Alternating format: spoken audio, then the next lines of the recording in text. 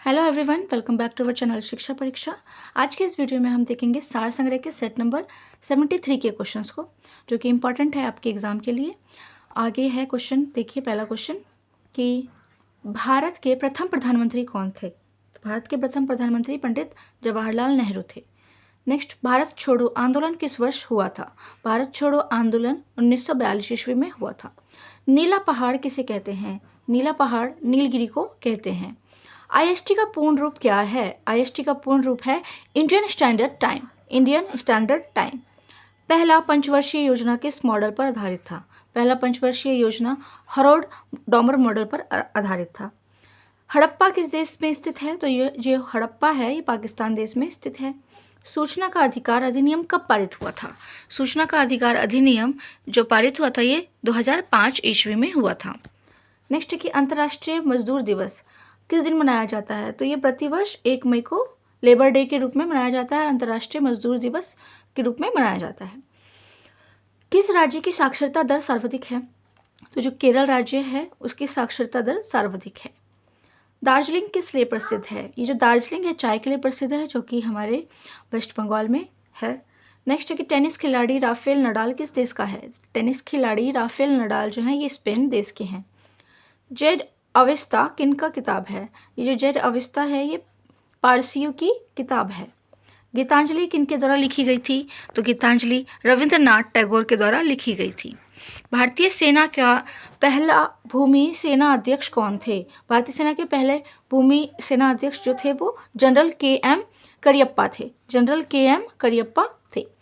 Durand cup किस खेल से जुड़ा हुआ है। तो ये जो डुरंड कप है ये फुटबॉल खेल से संबंधित है। नेक्स्ट है कि एशियाई शेर कहाँ पाया जाता है।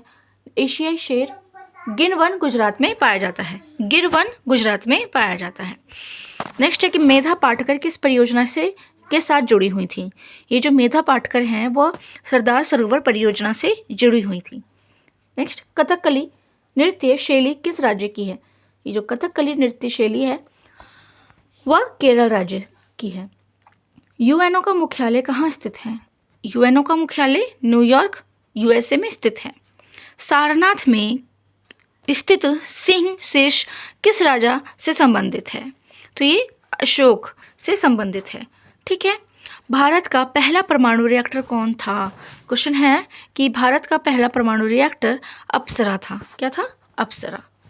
किस मौसम में वसा की अधिक आवश्यकता होती है। तो शीत ऋतु में। शीत ऋतु में यानी कि ठंड के समय हमें वसा की अधिक आवश्यकता होती है। भारत यूएन का सदस्य किस वर्ष बना। ये जो भारत है यूएन का सदस्य 1945 ईस्वी में बना था। राज्यसभा की सदस्यता कितने वर्षों की होती है। तो ये जो राज्यसभा की सदस्यता 6 वर्षों की होती है। उस जमीन को क्या कहते हैं जहाँ क्रिकेट खेला जाता है। उस जमीन को क्या कहते हैं जहाँ क्रिकेट खेला जाता है। तो उसको पिच कहा जाता है। नेक्स्ट है, पृथ्वी के सतह पर कितना पानी का आवरण है। तो इसका आंसर होगा आपका 71%। 71%। श्रीहरिकोटा भारतीय उपग्रह छोड़ने का केंद्र कहाँ स्थित है। तो ये आंध्र प्रदेश में स्थित है। कहाँ पे। आंध्र प्रदेश में स्थित है। किस राज्य में नाथुला दर्रा स्थित है। तो सिक्किम राज्य में नाथुला दर्रा स्थित है। जोजिला दर्रे किसको जोड़ती हैं। तो देखिए जोजिला दर्रे हैं जो लेह और श्रीनगर को जोड़ती हैं। लेह और श्रीनगर को जोड़ती हैं। और ये क्वेश्चन बीपीएससी का भी जो एग्ज़ाम हुआ था हाल ही में 13 दिसंबर को, उसमें ये क्वेश्चन पूछा गया था जोजिला दर्रे किसको जोड़ती हैं। तो इसका आंसर होता लेह और श्रीनगर। नेक्स्ट है, झूम क्या है। तो झूम क्या है। खेती का एक प्रकार है। क्या है। खेती का एक प्रकार है। विश्व जल दिवस कब मनाया जाता है।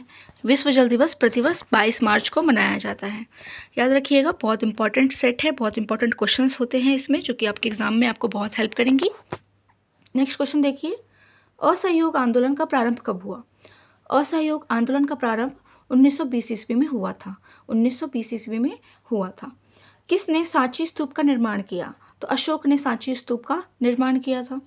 अंतर्राष्ट्रीय न्यायालय का मुख्यालय कहाँ है। तो ये हैग में है। कौन आयुर्वेद के जनक के रूप में जाना जाता है। तो चरक को आयुर्वेद के जनक के रूप में जाना जाता है। विश्व व्यापार संगठन को पहले क्या कहा जाता है। विश्व व्यापार संगठन को पहले गेट कहा जाता था। ठीक है। सोने की खान कर्नाटक के किस जिले में स्थित है?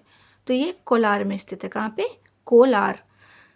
नेक्स्ट है, कौन सा राज्य केसर का प्रमुख उत्पादक है? तो जम्मू और कश्मीर जो है केसर का प्रमुख उत्पादक है। किन्हें द्रोणाचार्य पुरस्कार दिया जाता है? तो सर्वश्रेष्ठ प्रशिक्षक को द्रोणाचार्य पुरस्कार दिया जाता है। किस दिन भारत में राष्ट्रीय मतदाता दिवस के रूप में घोषित किया गया था? किस दिन को भारत में राष्ट्रीय मतदाता दिवस के रूप में घोषित किया गया था? तो इसका आंसर होगा आपका 25 जनवरी। 25 जनवरी। सितारों का एक समूह को क्या कहा जाता है? सितारों के एक समूह को नक्षत्र कहा जाता है।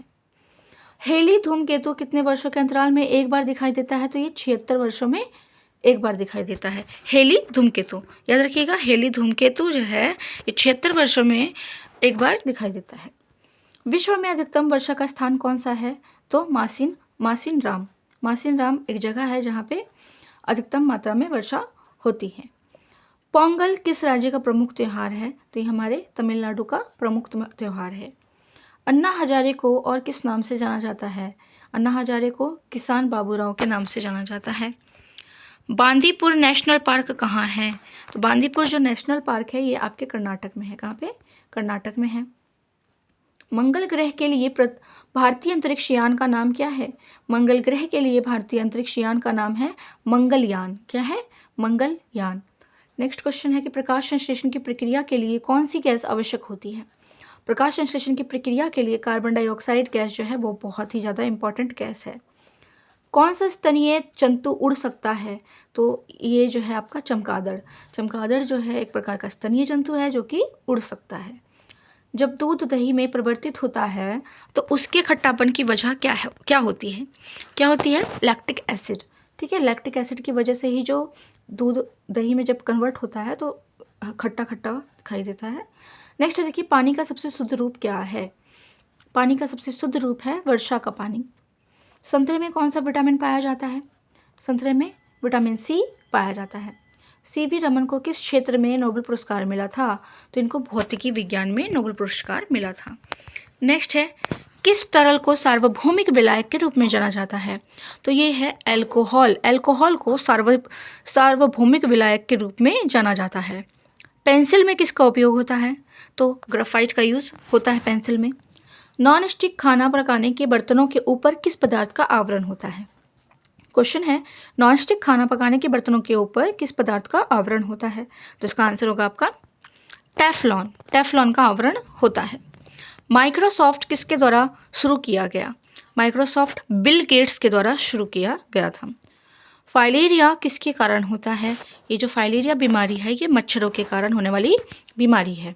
देखिए हवा क्या है? तो हवा एक मिश्रण है, मिक्सचर ऑफ गैसेज। ठीक है। नेक्स्ट है, पानी के नीचे एक पनडुब्बी से पानी का सतह पर वस्तुओं को देखने के लिए किस साधन का प्रयोग किया जाता है?